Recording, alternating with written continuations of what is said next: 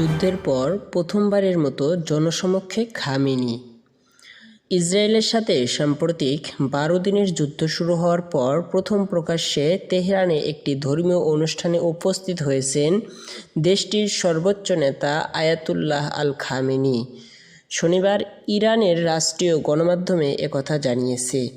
Tehran থেকে বার্তা সংস্থা এএফপি জানায়, ইরানের রাষ্ট্রীয় টেলিভিশনে সম্প্রচারিত একটি ভিডিওতে দেখা গেছে শিয়া মুসলমানদের জন্য একটি গুরুত্বপূর্ণ তারিখ ইমাম হোসেনের শাহাদত বার্ষিকী মসজিদে অনুরাগীদের শুভেচ্ছা জানাচ্ছিলেন এবং অনুপ্রেরিত করছিলেন এই বৃদ্ধ নেতা।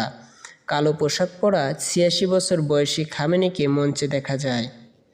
১৯৮৯ সাল থেকে ক্ষমতায় থাকা খামেনি গত সপ্তাহে একটি পূর্বে রেকর্ড করা ভিডিওতে বক্তব্য রাখেন। ১৩ জুন ইসরায়েল আচানক বিমান হামলার মাধ্যমে সংঘাত শুরু করার আগে থেকে তাকে জনসমক্ষে দেখা যায়নি। তার শেষ প্রকাশ্য উপস্থিত ছিল এরও ২ দিন আগে, যখন তিনি সংবাদ সদস্যদের সঙ্গে দেখা করতেছিলেন। ইসরায়েলে বোমা হামলা ইরানের সঙ্গে কয়েক দশক ধরে চলমান ছায়াযুদ্ধের পর পরিচালিত হয়েছিল এবং এর লক্ষ্য ছিল পারমাণবিক অস্ত্র তৈরি থেকে দেশটিকে বিরত রাখা।